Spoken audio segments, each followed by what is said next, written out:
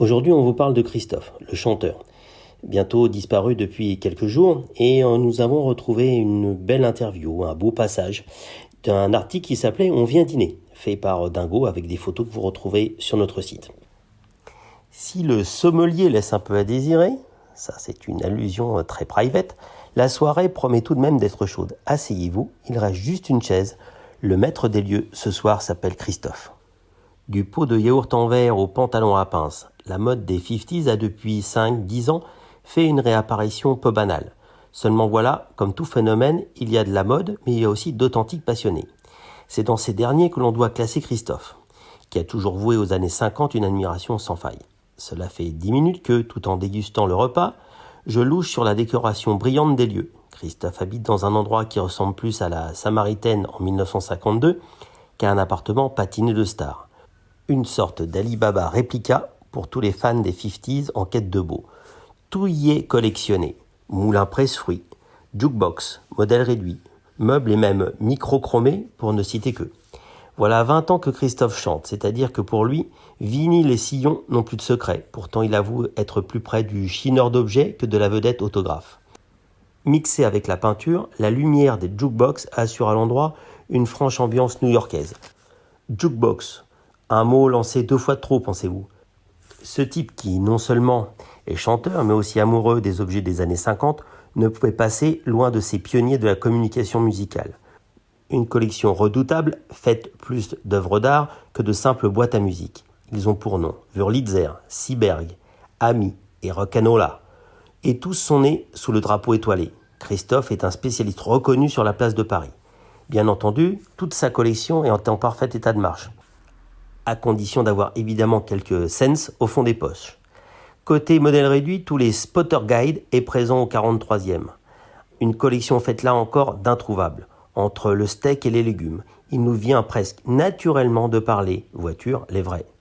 Saute du scooter et remets tes sockets. Christophe ne fait pas là partie des débutants. Depuis son obtention du permis, il a été amoureusement propriétaire de quelques modèles qui tuent, parmi lesquels une Ford T, une Cobra pas Racing, mais vrai tout de même, une Carrera sans Dakar, une GTB 4 du maître Enzo, une 460, une Hillet 3000 et pas moins de 6 Lamborghini. De quoi dire véritablement, ça décoiffe sans sommation. Ses sentiments automobiles semblent plus liés au plaisir de conduite qu'à la frime déconfite d'un temps dévolu. Pour cela, Christophe dispose à l'heure actuelle d'un choix d'américaine Red de neuve, comme une 450 convertible nickel, d'une Buick Super même année, d'un coupé 52 Riviera et d'une deuxième CAD, mais 58 cabriolet. Que des modèles Buick et Cadillac présentés dans les pubs de l'époque, accompagnés de couples en tenue de soirée. L'alcool, qui m'est servi, a un goût bizarre. Christophe a aussi un grand amour pour Ferrari. Tous ses voyages en Italie s'accompagnent d'une visite chez Enzo. Pour l'heure, notre homme possède en plus du digestif qu'il me verse abondamment, le dernier modèle Ferrari à traction avant, une Daito 70 de 400 chevaux. Un top quand le feu rouge passe au vert. Christophe, en quelques heures, m'est apparu comme un type de caractère qui laisse toujours planer autour de lui un mystère qui fait son succès.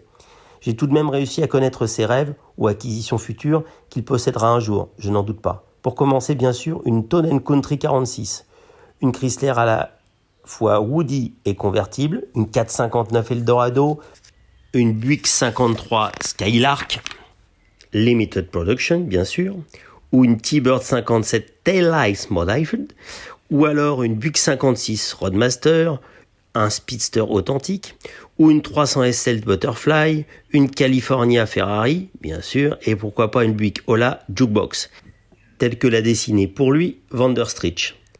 Des modèles qui ont pour but de vous faire oublier les souvenirs anciens de matinées classiques à Paris, juste en car chausson de banlieue. Le pull en mohair tombe sur mes tennis et il va falloir rentrer avant le tilt. Passé et présent ne font qu'un chez Christophe. La meilleure preuve en est son dernier disque, Cliché d'amour, fait de succès flot bleu, authentiquement réactualisé. Cet article est paru en février 84 dans Auto Loisirs, mais il est encore d'actualité et il nous permet de repenser et de re-regarder de belles choses au sujet de Christophe.